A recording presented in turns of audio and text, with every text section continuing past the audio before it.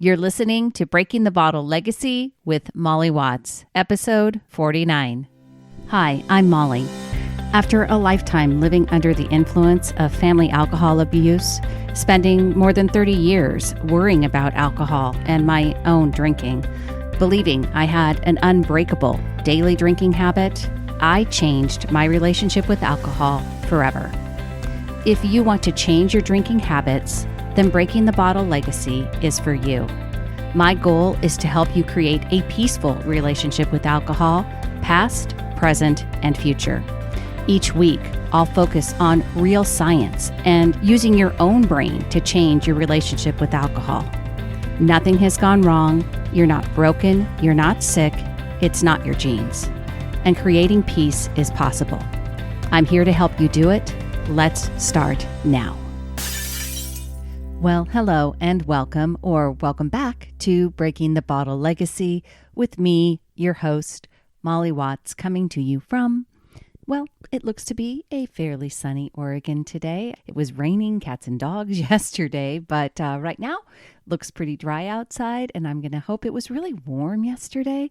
I'm going to keep hoping that the warm streak continues because for those of you that listened to last week's podcast, you know that my furnace went out, and my furnace is still out. So we have created what we call the igloo in our house. It's a little area where we've got things blocked off so that we can keep the heat, and we've got a little space heater. And so the igloo is actually very cozy, and that's all right. But if it gets real cold again, things may not be quite so nice. So I'm going to hope for some continued sunshine around here.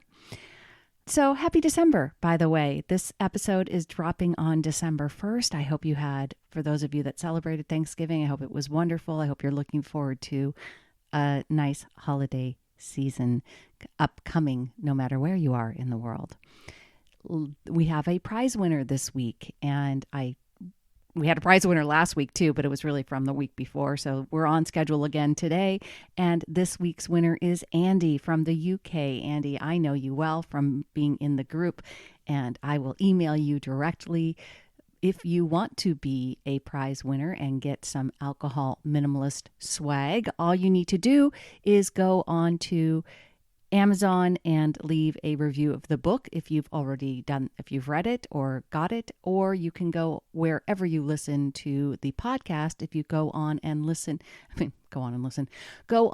a review on wherever you listen to this podcast, and then let me know your reviewer name either by email or DM, you will be entered too. Leaving a review of the podcast is really important because it helps people find us. It helps me grow in terms of organic reach. And so if you are getting anything out of this, or if you've gotten anything out of this, if you would take 2 seconds and go put a review on whatever podcast platform you listen to, I would greatly appreciate it. And you'll be entered to win. So there you go. Last week, I previewed Proof Positive, my January small group that will be doing 2 complimentary programs to kick off 2022. And if you want to start the new year feeling positive, you will definitely want to listen in on how this is going to work.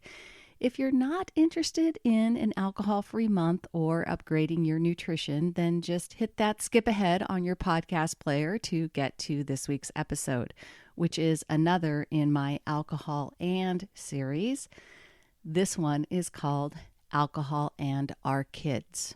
This episode was actually requested from one of my YouTube subscribers, Kevin, who wrote this. Hello, Molly. I love and appreciate the work you put into your podcasts. A subject I have not yet seen discussed is how to talk to your kids about alcohol. My son is 20, and so far so good as he displays little interest. My daughter, on the other hand, is about to turn 18, the drinking age in my province, and I know she is curious about alcohol, but I'm certain that she has not yet, quote-unquote, experimented with it. If you would be so kind to address this topic, that would be great. I have considered giving them each copies of William Porter's Alcohol Explained. Sincerely, an appreciative fan.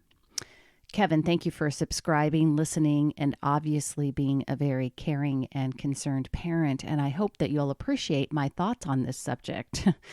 I want to say, even if you don't have kids, I think this really boils down to how we can improve alcohol education as a whole and how we talk about alcohol in general. Most of us have a lot of room for improvement on cleaning up our own thoughts around alcohol and making sure that our actions reflect those thoughts. Whether it's your kids or really anyone who you might talk to about alcohol, friends or other family, we don't want to be hypocritical. We don't want to tell people how bad alcohol is for them or that they can't drink alcohol because it's illegal for them, like kids, right?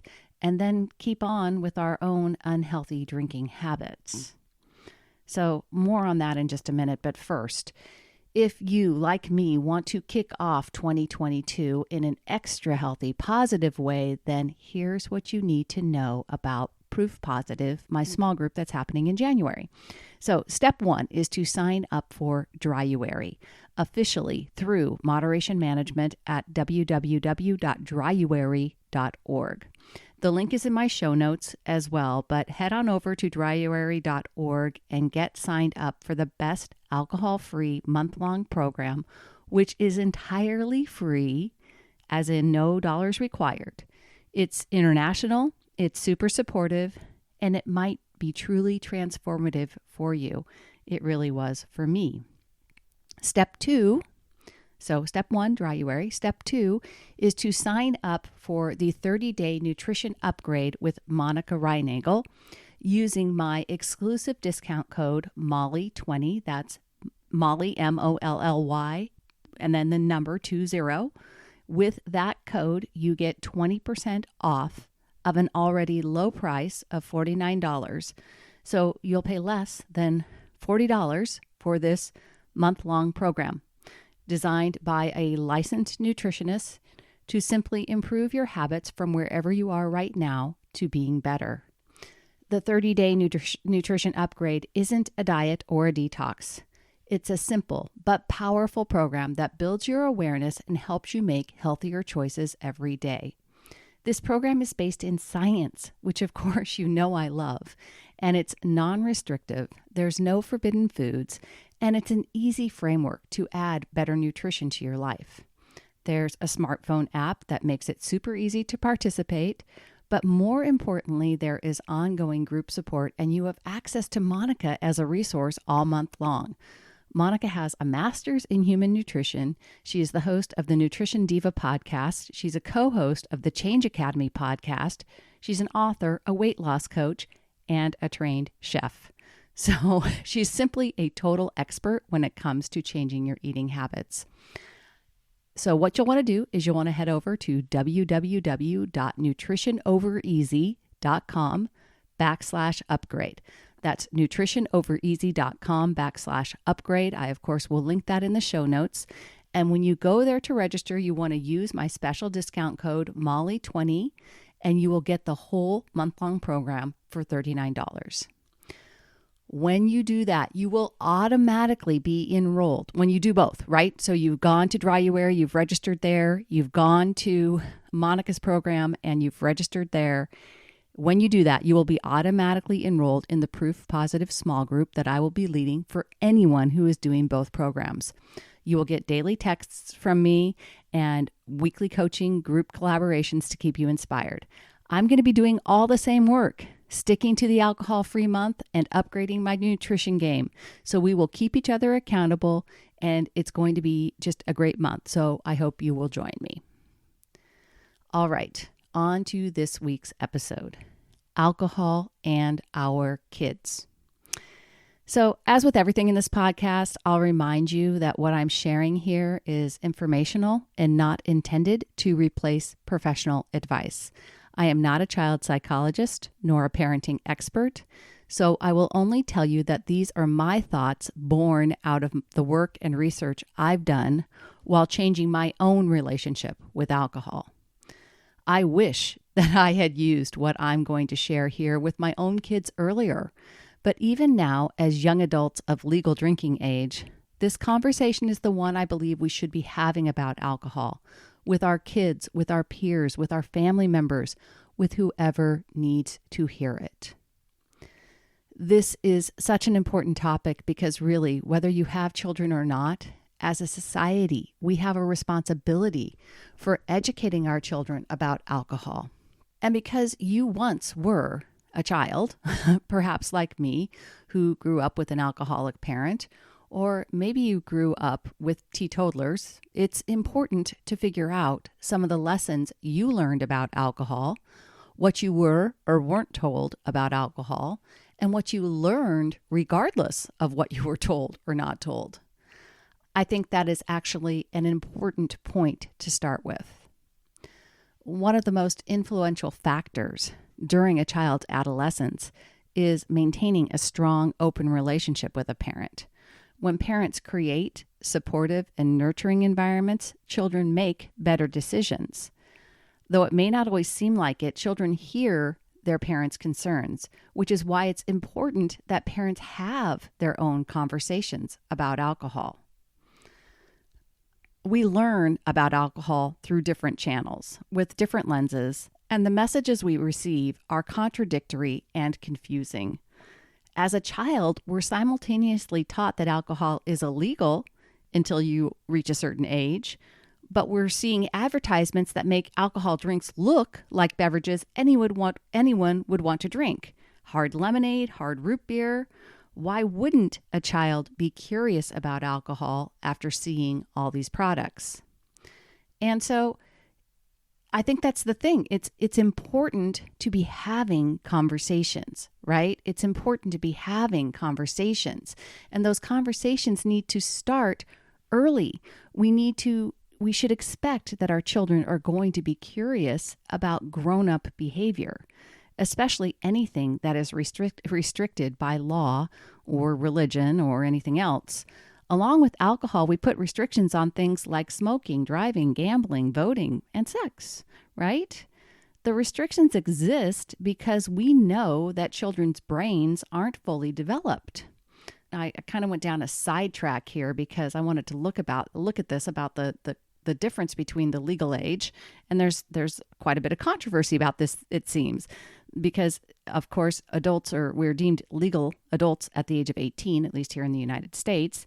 And research suggests that most human brains take about 25 years to develop, although these rates can vary among men and women and among individuals. And the human brain matures in size during adolescence, but important developments, especially within the prefrontal cortex and other regions, take place well into one's 20s. And of course, we know that the prefrontal cortex is where all of our logical, goal-oriented things that are not impulsive and not a part of the reward center, all of that kind of thinking and higher level executive function takes place in the prefrontal cortex. So that's not even developing until our 20s, fully developed until our 20s. I really think that behavioral neuroscience and cognitive behavioral therapy should be absolutely required, both in high school and in college. We don't need to call it all, big fancy words, but we should be passionate about teaching humans about their own human brains. So anyways, I digress. Back to talking to our kids about alcohol. I grew up in a household where there wasn't a lot of conversation happening. I think it was fairly typical of my parents' generation. They set the rules and we, the kids, followed them or didn't. But the reason behind the rule was most generally because I said so. My parents were part of the silent generation. And according to familyeducation.com, the silent generation was known for working within the system rather than fighting the system. They parented quietly and without doing anything that called attention to them. They kept their heads down and did what they had to do. They are known for becoming parents at the youngest ages of all generations. So they married and gave birth as young adults. Definitely true. They were also in the generation that popularized divorce, and there were many divorces seen in this generation. Many of the silents raised their children to be seen and not heard. So I don't know about you, but that was definitely true for me in my house because my mother developed a drinking problem when I was in elementary school that was firmly ingrained by the time I was in junior high. There wasn't any open conversation about alcohol happening with my parents. Because my dad was the superintendent of schools, I was pretty much expected to be a good kid and follow the rules, which in large part I did. Though I also tried drinking alcohol fairly early, and on those occasions I overdrank substantially to the point where I threw up and on at least one occasion passed out. My behavior wasn't extraordinary, and most of my friends had similar experiences along the way as we all tested our limits. We didn't get into any major trouble, and our parents were none the wiser, or if they were, they simply wrote it off to kids being kids. I never remember having a conversation about alcohol with my parents before my father addressed, quote unquote, mom's little problem with me in high school. Would it have changed my choices as a teen? I don't know. I certainly didn't see my drinking as an issue then, or did I during college, or really for decades to follow. And I guess it's more the idea that, I just didn't have a very open and communicative relationship with my parents, which I think is probably more the problem in terms of why I decided to turn to alcohol as I became older in terms of, using it to change how I felt, not understanding how to process my emotions. And I think that was really more of why the conversations about alcohol never happening, and certainly just conversation in general, right?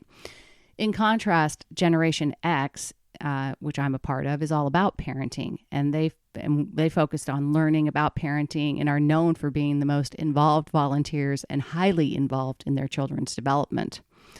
As the millennial generation becomes parents, they are more open-minded and they will have a freer approach to parenting than previous generations.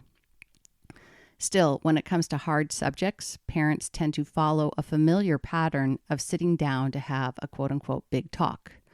For me, I remember big talks happening to me when I was being disciplined, and likewise, I kind of remember doing it to my own kids too, though I certainly had more conversations with my kids than my parents had with me. And experts actually advise against having a big talk when you're setting down the rules about drinking alcohol.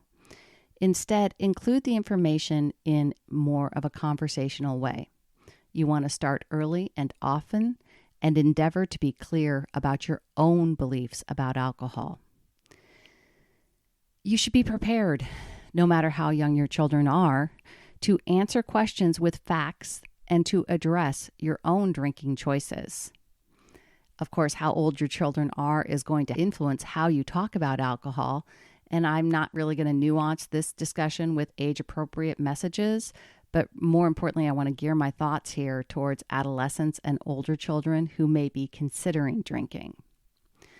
And before I break those down, I want to first say that the most important thing you can do is to model healthy living for your child. Obviously, as an adult child of an alcoholic, that was something that didn't happen for me. And it didn't happen for me in just the ways, like I said, regarding alcohol, but also, and this is equally important, you want to model handling your own emotions responsibly, which gives kids the foundation they need to manage their own emotions.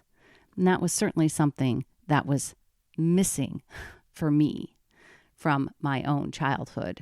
Luckily, because I was a part of Gen X and there was just a generational trend towards educating myself as a parent, I think that I benefited from that in terms of learning and, improving my own mindset. But definitely it wasn't until I learned the behavior map and result cycle, which just happened within the last 5 years, that I've really understood the power of my own brain. And the good news is, your kids are still your kids, whether they're adults or young adults or children, right? So you can always go back and re-educate them on your own beliefs and show them that you are capable of transformation and show them that you are capable of evolution and changing your own behavior and changing your own thinking.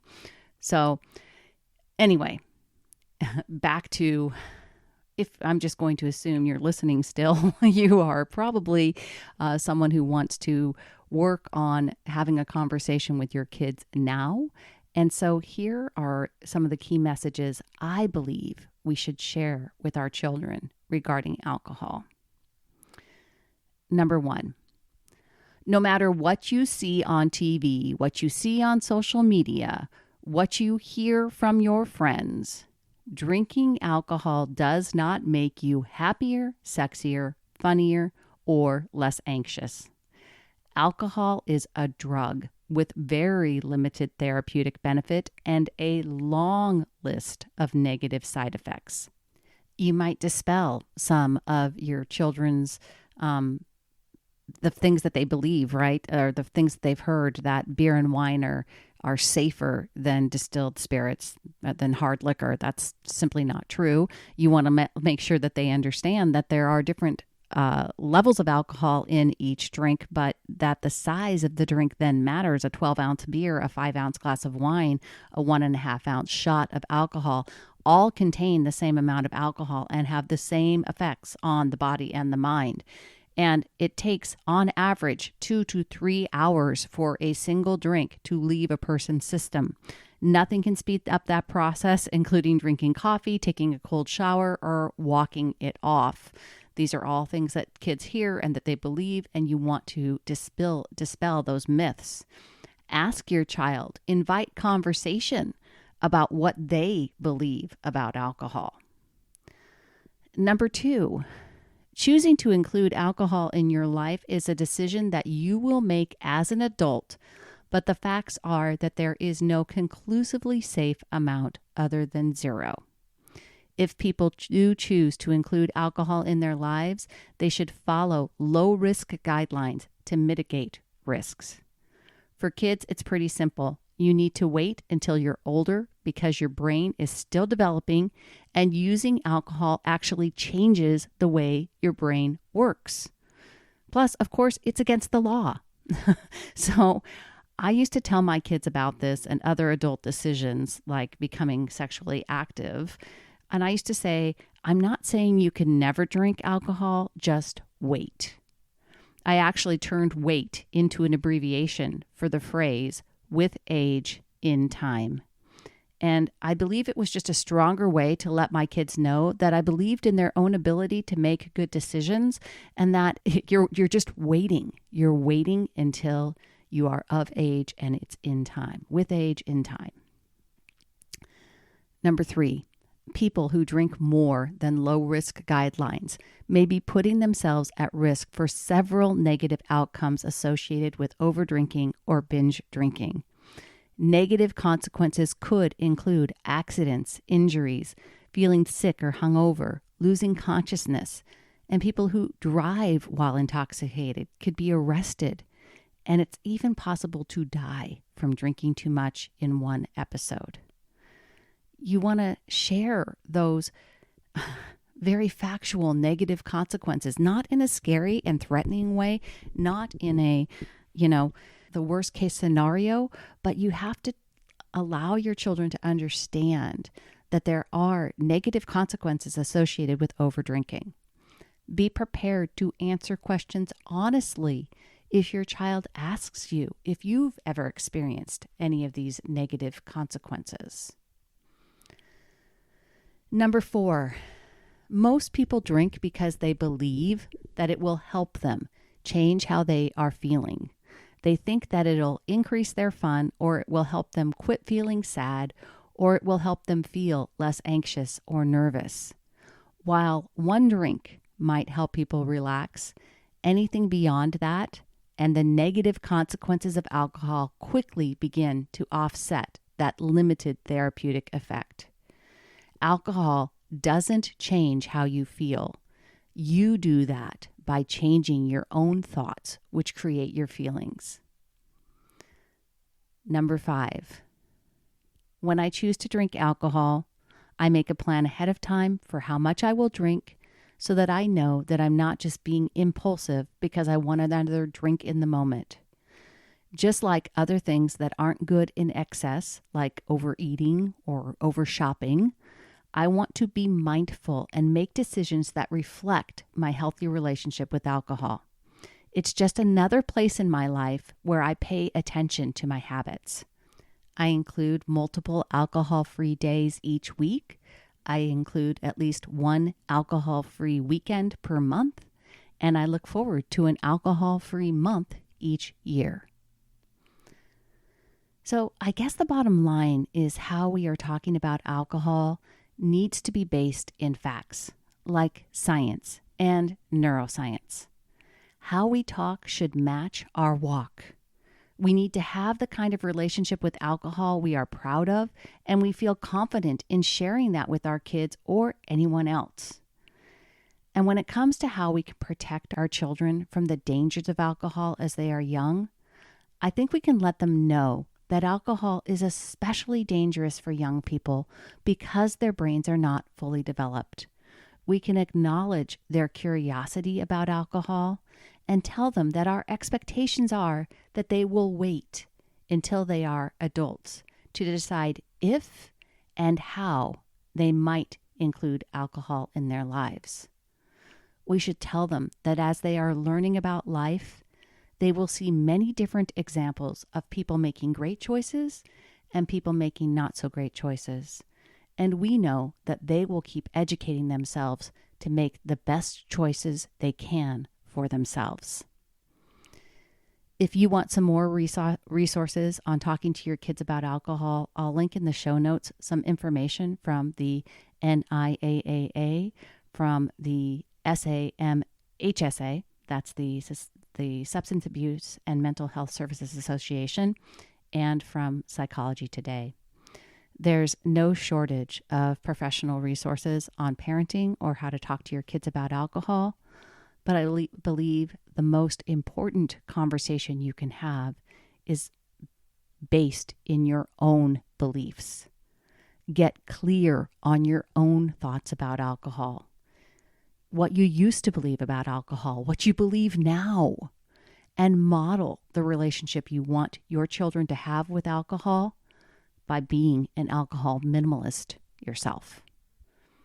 All right, that's all I have for you this week, my friends. Until next time, choose peace. Thank you for listening to Breaking the Bottle Legacy. This podcast is dedicated to helping you change your drinking habits and to create a peaceful relationship with alcohol. Take something that you learned in today's episode and apply it to your life this week. Transformation is possible. You have the power to change your relationship with alcohol now. For more information, please visit me at www.mollywatts.com.